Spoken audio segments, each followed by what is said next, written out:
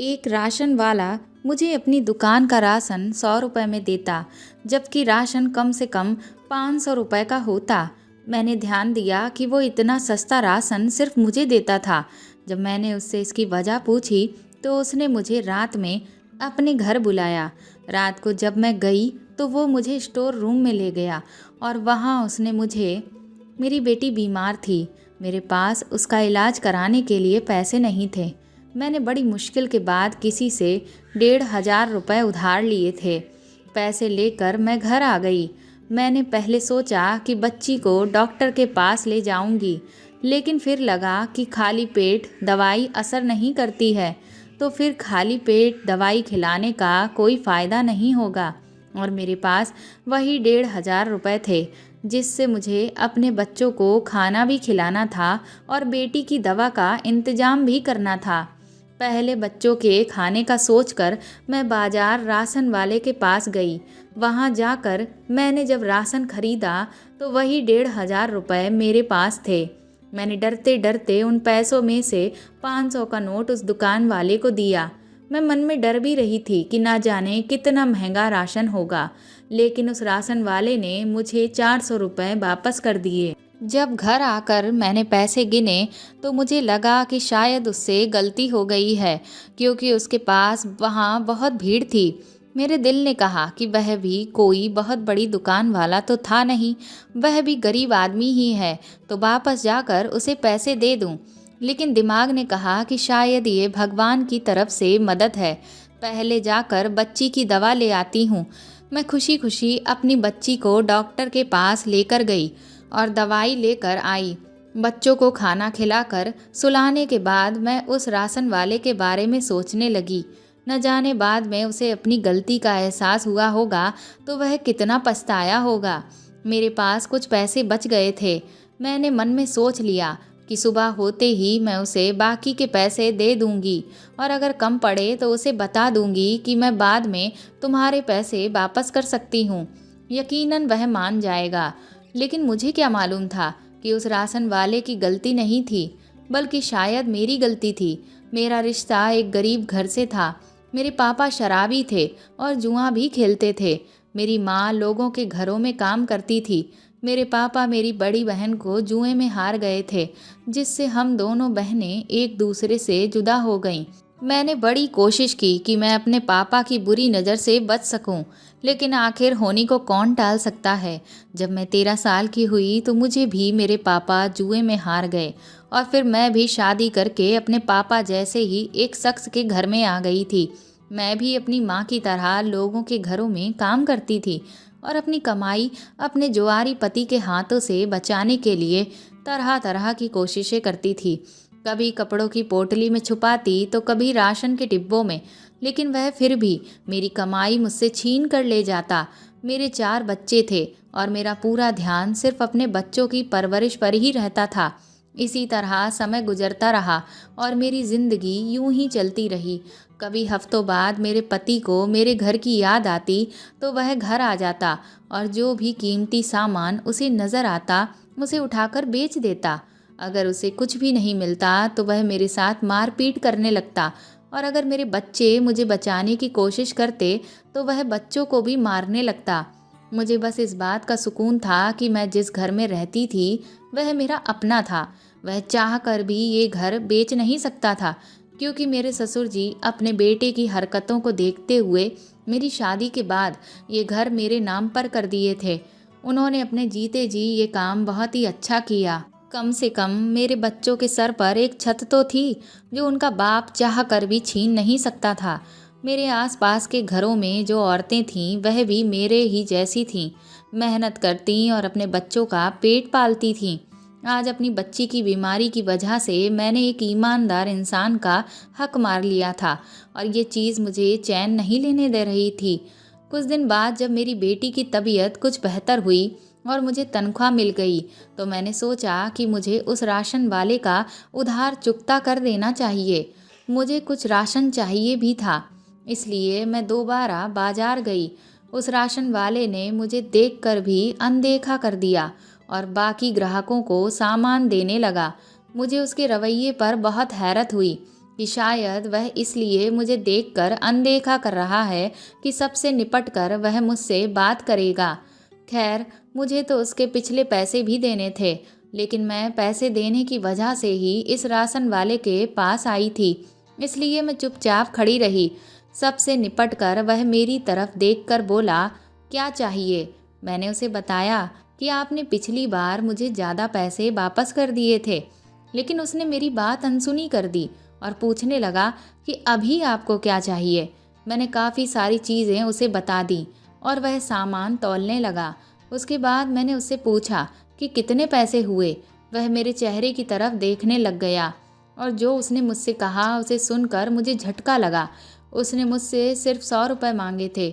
मुझे लगा कि उससे गलती हुई है, इसलिए मैंने 500 का नोट निकाल कर उसे दिया, लेकिन उसने 100 रुपये ही काट कर बाकी 400 रुपये वापस दे दिए।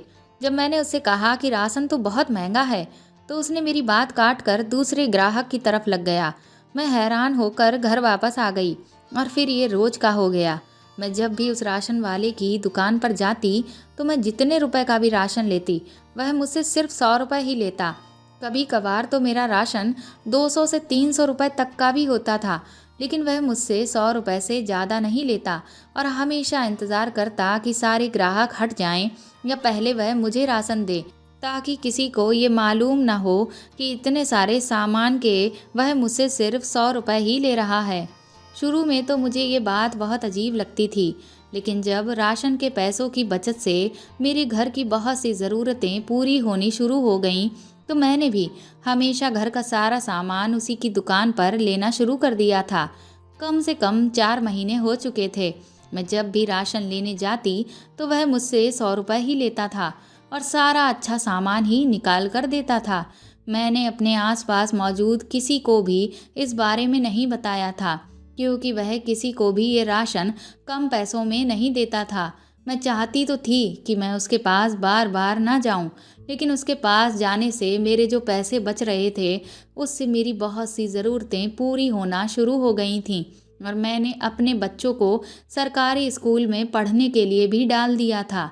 इसलिए मुझे उससे ही सामान लेना पड़ता, क्योंकि किसी और दुकान से लेने में मुझे बहुत सारे पैसे देने पड़ते जो कि मैं नहीं दे सकती थी। मैं हमेशा ये सोच कर जाती कि इससे ज़रूर पूछूंगी कि आखिर ये 100 रुपये का मसला क्या है, वह मुझे ये सामान इतने कम पैसों में क्यों देता है।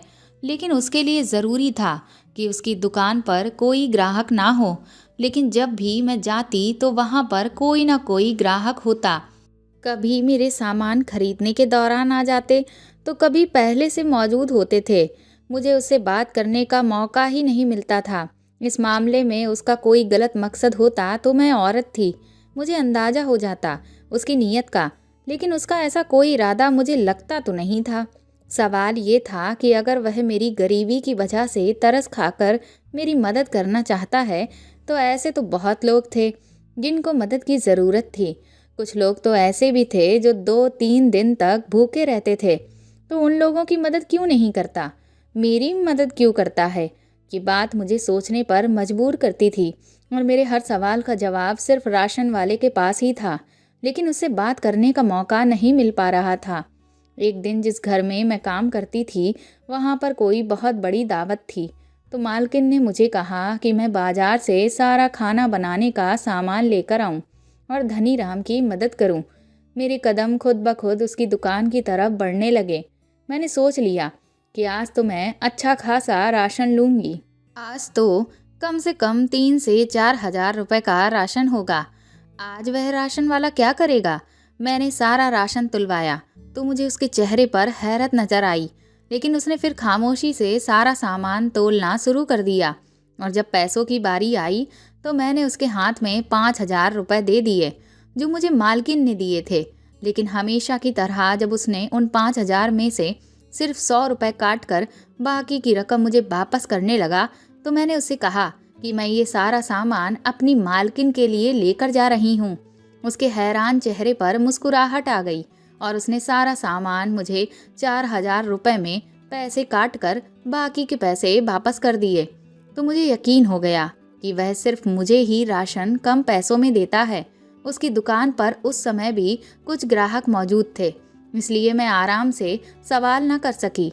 उस दिन तो मैं सारा दिन दावत में लगी रही और उससे अगले 2 दिन तक मुझे टाइम ना मिल पाया कि मैं राशन वाले की दुकान पर जाऊं।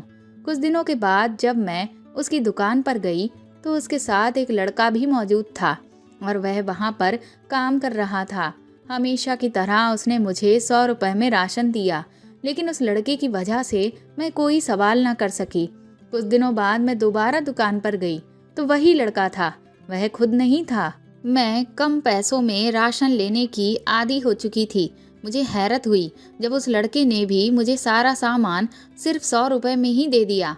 मैंने जब उस लड़के से सवाल किया कि उसने मुझसे 100 रुपए क्यों लिए, तो उस लड़के ने बताया कि ये बात तो उसे खुद समझ नहीं आ रही कि उसके दुकान के मालिक ने उससे ये बात क्यों कही थी, क्योंकि वह तो सिर्फ मालिक का कहना पूरा कर रहा था।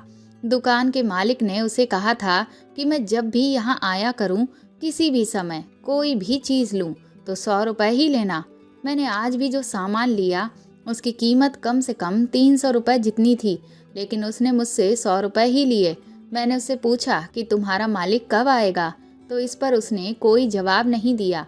अब तो मैं और भी ज़्यादा हैरत में पड़ गई और मुझे अपने सवालों के जवाब भी चाहिए थे। अब तो मुझे ये बात नामुमकिन सी लगने लगी, क्योंकि अब अक्सर दुकान पर वह लड़का हुआ करता था और वह राशन वाला खुद नहीं होता था। राशन तो मुझे वैसे ही मिल रहा था और अच्छा ही मिल रहा था, लेकिन मुझे मेरे सवालों के जवाब नहीं मिल रहे थे। उन दिनों ये हुआ कि मेरे दोनों बड़े बेटे स्कूल जाने लगे थे और मुझे उनके अच्छे भविष्य की उम्मीद नज़र आ रही थी, और ये सब उस कम कीमत राशन की वजह से ही मुमकिन हुआ था, क्योंकि उससे पहले तो मैं सिर्फ बच्चों के 2 वक्त की रोटी पूरी करने के लिए सोचती रहती थी। लेकिन जब मेरे पास बचत के कुछ पैसे आना शुरू हुए तो मैंने उनकी पढ़ाई के लिए भी सोचना शुरू कर दिया था। अब मुझे कुछ उम्मीद नज़र आ रही थी कि मेरे बच्चे पढ़ लिख कर किसी मुकाम पर पहुंच जाएंगे और शायद मेरी जिल्लत भरी ज़िंदगी अब ख़त्म हो जाएगी। मैं ज़्यादा पढ़ी लिखी तो नहीं थी, लेकिन हिंदी किसी हद तक पढ़ लेती थी। इसलिए जब ये सिलसिला चल पड़ा तो अपने तरीके से मैंने राशन का हिसाब लिखना शुरू कर दिया। वह इसलिए कि मेरे दिल में यही ख्याल था कि कभी ज़िंदगी में मेरे पास इतने पैसे हुए तो राशन वाले का सारा उधार एक बार में ही चुका दूंगी। राशन वाले का ये काम मैंने अपने बच्चों को भी नहीं बताया था, क्योंकि बच्चे बात करते हुए अगर अपने दोस्तों से कह देते तो मेरे लिए मुश्किलें खड़ी हो जाती, क्योंकि सबसे पहली बात मेरे चरित्र पर आ जाती। और मैं गरीब ज़रूर थी, लेकिन बद किरदार नहीं थी। लेकिन ये बात तो कोई नहीं समझता और सब मुझसे सवाल करने लगते कि वह इतने कम पैसों में तुम्हें ही राशन क्यों देता था। इस सब मामले को 7-8 महीने बीत चुके थे और अभी तक मैं उस बंदे से सवाल नहीं कर सकी थी। आखिरकार एक दिन मुझे मौका मिल ही गया। मैं शाम को देर से काम पर से आ रही थी, इसलिए सामान लेने में देर हो गई। उस वक्त दुकान पर राशन वाला खुद था। वह दूसरा लड़का आज नहीं था और कोई ग्राहक भी नहीं था। मैंने जाते ही उससे ये सवाल कर लिया कि तुम ये राशन 100 रुपए में ही क्यों देते हो और इसकी वजह क्या है कि तुम मेरी इस तरह से मदद करते हो। तो उसने मुझसे कहा कि मुझे सिर्फ ये बताओ कि क्या इस वजह से तुम्हारी किसी तरह की मदद हो सकती है।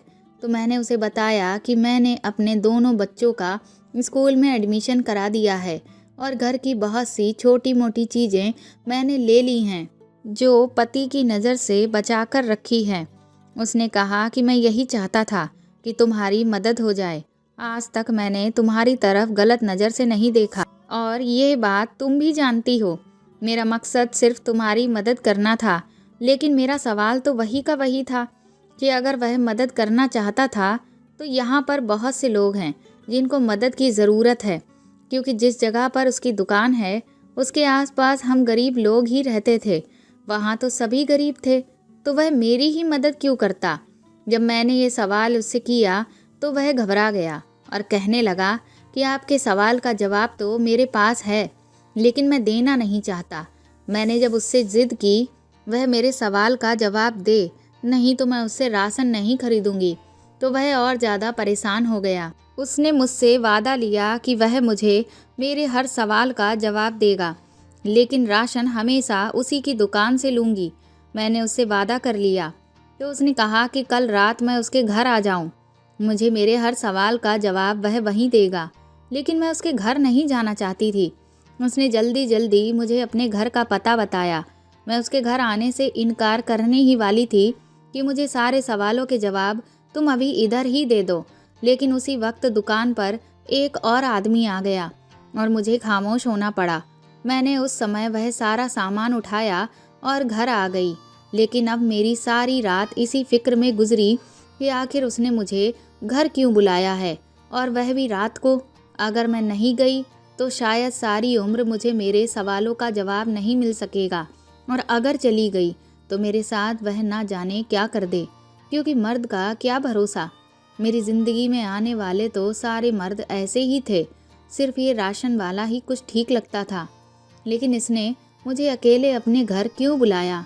सारी रात सोचने के बाद मैंने फैसला किया कि मुझे एक बार तो उसके घर जाना ही चाहिए, क्योंकि मैं इतनी कमज़ोर नहीं हूँ कि अगर मेरे साथ वह कुछ गलत करने की कोशिश करे तो मैं खुद को बचा नहीं सकूँ। अब मुझे बेसब्री से रात का इंतज़ार था। मैं जल्दी ही काम से वापस आ गई और अपनी बेटी को अपने तीनों बेटों के पास छोड़कर और उनको अच्छे से समझाकर कि वह घर से कहीं भी बाहर ना जाएं, मैं थोड़ी देर में आ जाऊंगी, एक ज़रूरी काम से जा रही हूँ, ये कहकर बाहर निकल गई। मैंने अपने कुर्ते में छोटी सी छुरी डाल ली और उस राशन वाले के घर की तरफ चल दी। मैंने वह छुरी अपने पास इसलिए रखी कि मुसीबत में मेरे काम आ सके, अगर ज़रूरत पड़ी तो। जैसे जैसे मेरे कदम उसके घर की तरफ बढ़ रहे थे, वैसे मेरी धड़कनें बढ़ रही थीं। उसके घर के दरवाजे पर पहुंचकर एक बार तो दिल ने कहा कि पलट जाऊं, जो जैसा चल रहा है वह वैसे चलने दूं। मुझे क्या ज़रूरत है सवाल करने की? मेरी तो ज़रूरतें पूरी हो ही रही हैं और मेरे बच्चों को खाना मिल रहा है, उनकी अच्छी पढ़ाई हो रही है और मेरे घर की सारी ज़रूरतें पूरी हो रही हैं। मुझे इस राज को राज ही रहने देना चाहिए, लेकिन मेरे अंदर की आत्मा मुझे चैन नहीं लेने दे रही थी और बार बार मेरे अंदर ये बात आती कि एक बार अंदर जाना चाहिए। उसके बाद मैंने दरवाज़ा खटखटाया।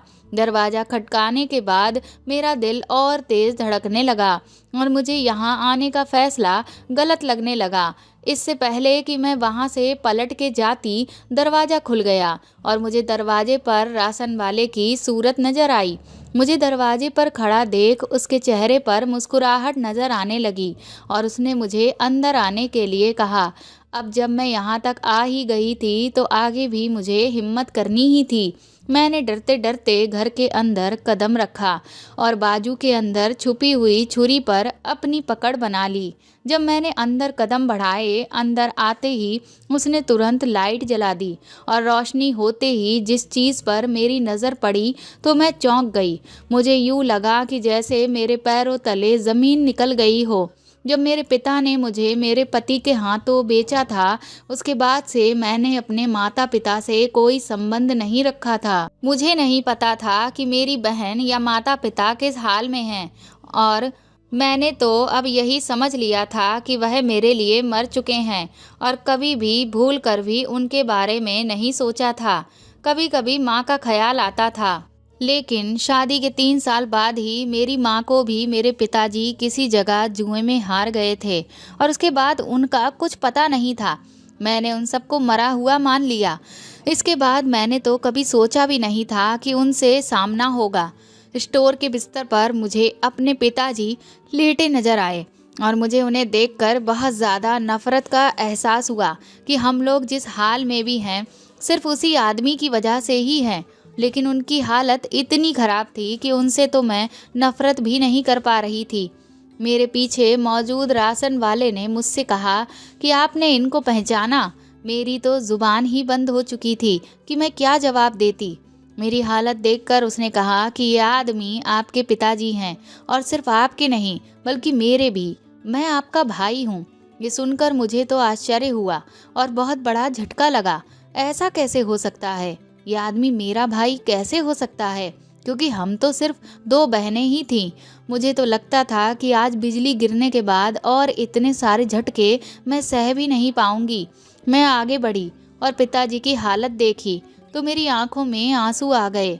उनका आधा अंग काम नहीं कर रहा था और वह जुबान से बोल भी नहीं पा रहे थे, हाथ भी नहीं हिला सकते थे, सिर्फ मुझे देखकर रो रहे थे। मैंने उस राशन वाले से, जो मेरा भाई था, उससे पूछा कि ये सब क्या है, तुम मेरे भाई कैसे हो सकते हो? हम तो 2 बहनें थीं और फिर ये तुम्हारे पास कैसे? तो उसने मुझे बताया कि मेरे पिता ने सालों पहले एक औरत को जुए में जीता था, जिसे वह अपने घर तो ना लेकर आए, लेकिन एक दूसरी जगह पर रखने लगे थे। राशन वाला उसी औरत से मेरा भाई था। उसे जन्म देते हुए उसकी माँ मर गई और भगवान का करिश्मा तो देखो, जिसकी वह बहन थी उसी के हाथों मेरी माता जी का दोबारा विवाह हुआ। मेरी माँ ने ही उसकी परवरिश की है और अच्छे बुरे की समझ दी है। जब वह कुछ समझदार हुआ तो उन्होंने उसे सारी बात बताई, ताकि ये भी अपने पिता की सूरत पर ना जाए। और 3 साल पहले ही हमारी माँ का देहांत हो चुका है। और जब ये कुछ बड़ा हुआ तो उसने अपनी बहन की जानकारी लेने की कोशिश की, तो पता चला कि वह तो शादी के बाद ही बच्चे को जन्म देते हुए मर गई थी और उसके साथ उसका बच्चा भी मर गया था। अब इस दुनिया में उसके रिश्तेदार जो बचे थे, उनमें एक बहन और एक पिता थे। उसने हम दोनों के बारे में जानकारी हासिल करने की कोशिश की। वह ठीक से पढ़ाई नहीं कर सका, जिसकी वजह से वह कोई नौकरी भी नहीं कर पाया, इसीलिए राशन की दुकान खोली थी। वह मेहनत से दिल लगाकर काम करता था और उसकी समाज में बहुत इज्जत थी। एक दिन उसको पिताजी मिले और जिस हालत में वह मिले, उसे उन पर तरस आ गया और वह उन्हें अपने घर ले आया। और अब पिता की खिदमत के लिए उसने दुकान पर लड़का रखा हुआ था, क्योंकि उनसे बोला भी नहीं जा रहा था और ना ही कुछ खा सकते थे। फिर उसने मेरे बारे में पिता से जानकारी हासिल की। मेरे बारे में जानकर उसे बहुत दुख हुआ, इसलिए अपने हिसाब से मेरी पूरी मदद करने की कोशिश की।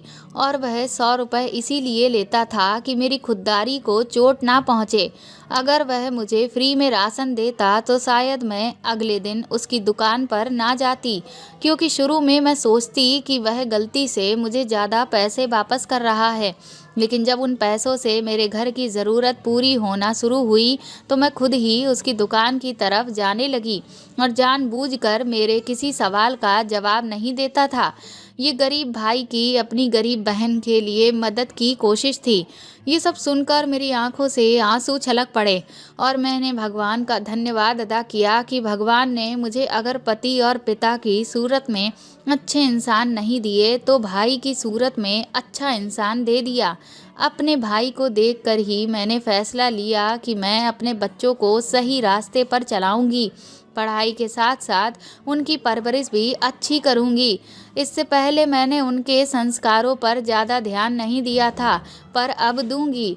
उसके साथ ही मैंने खुले दिल से अपने पिता को भी माफ़ कर दिया, क्योंकि उन्होंने जो हमारे साथ किया था उसकी सज़ा उन्हें ज़िंदगी में मिल रही थी और नर्क में भगवान उनसे हिसाब लेगा ही। मैंने अपने भाई से वादा किया कि मैं आती जाती रहूंगी और पिता का ध्यान रखना। जब मेरे पति के बारे में मेरे भाई ने बताया कि उसको बड़ी मुश्किल से कुछ लोगों के जरिए उसने शराब छोड़ने वाले विभाग में एडमिट करा दिया है और वह जल्द ही एक अच्छे इंसान की सूरत में आपके सामने आएगा, तो मुझे लफ्ज़ ही नहीं मिल रहे थे जिनके जरिए मैं अपने भाई का धन्यवाद अदा कर सकूं, जो मेरी माँ का बेटा भी नहीं था, लेकिन सिर्फ माँ की परवरिश का हक अदा करने के लिए अपनी तरफ से मेरी पूरी मदद करने की कोशिश कर रहा था। सच कहते हैं, रिश्ते चाहे सगे हो या सौतेले, अगर निभाने की चाहत हो तो इंसान खुशी खुशी हर रिश्ता निभा सकता है। और परवरिश का बहुत असर होता है। उसकी रगों में खून तो मेरे पिता का था, लेकिन परवरिश मेरी माँ की थी, जो कि खून पर भारी पड़ गई थी। तो दोस्तों, आपको ये कहानी कैसी लगी मुझे कमेंट करके ज़रूर बताएं और प्लीज़ मेरी इस कहानी को ज़्यादा से ज़्यादा शेयर करके मेरे चैनल को सपोर्ट करें। आप चाहें तो मुझे सुपर थैंक्स भी दे सकते हैं। साथ ही अगर आप चैनल पर नए हैं तो सब्सक्राइब करके बेल आइकन ज़रूर दबा दें, ताकि आगे भी मैं आपको ऐसी ही अच्छी कहानियाँ सुनाती रहूँ। Thank you.